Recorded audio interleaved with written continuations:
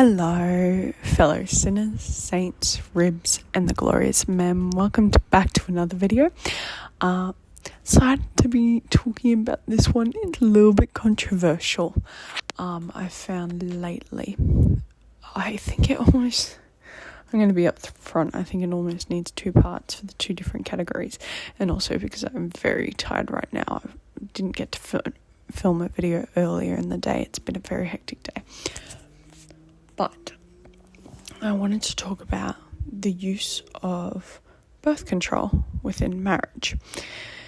Now, first of all, in this case, when I refer to birth control, I'm referring to hormonal uses of birth control, such as the pill or the bar.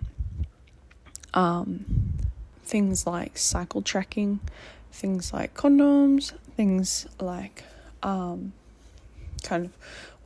cycle tracking or the fertility awareness method. We're going to put that in a different category because there's different kind of interpretations, different kind of opinions based on who even you ask within the Christian community. But for the most part, let's talk about the pill. Let's talk about the bar first as preventative measures for getting pregnant within marriage, because I see it being commonly used and it's getting quite hot to talk about right now. So first of all, when Christians pursue some form of birth control within marriage, already you are assuming certain things about God's opinion on marriage, family, and fertility. To prevent getting pregnant within marriage is to prevent what God explicitly mentions is a blessing and is a natural result of getting married. So I think that's interesting already from the outset. Number 2, to engage in contraceptive methods that are abortificants is inherently sinful. The pill, the hormonal birth pill, for example, prevents pregnancy by a myriad of ways. It thickens like the cervical mucus, which makes it harder for sperm to travel through, but it also prevents an egg being released. But when the egg is released, it also makes the conditions hostile for the egg to be implanted. A fertilized egg, what Christians would call a now human life, a fertilized egg to implant, and thus the baby passes. The bar does this on a delayed, slower schedule throughout the month. It slowly releases the hormones throughout the month to facilitate the same process.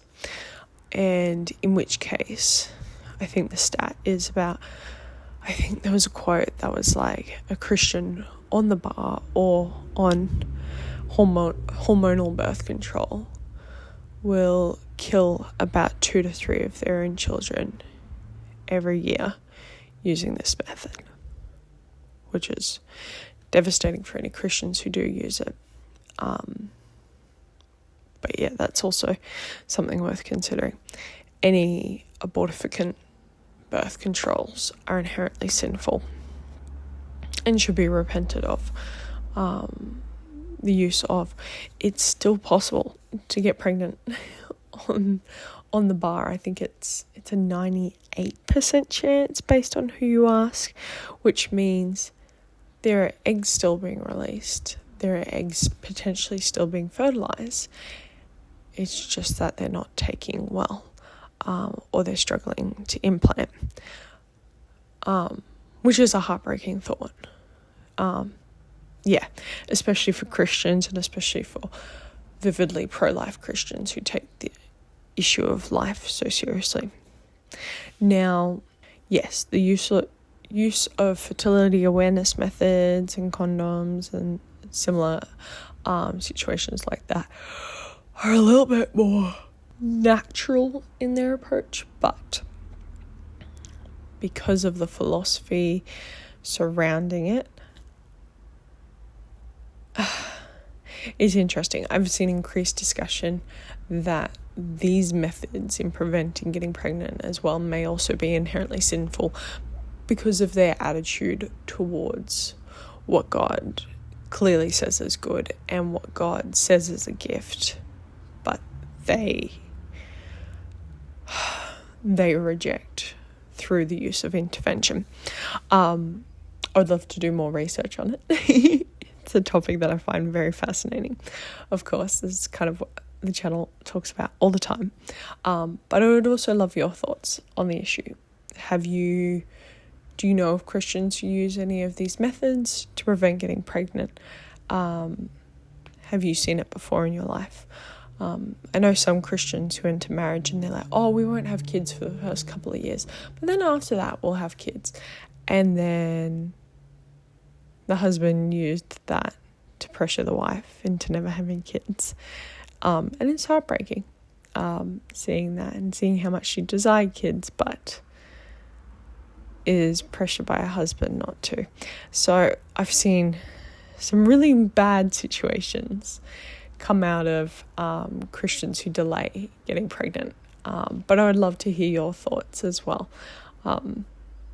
It can be very messy, especially for people who generally consider having kids as a good thing and generally consider big families as a blessing. But what do you think? Let me know down below. As always, grace and peace from our Lord and Saviour, and I'll see you tomorrow.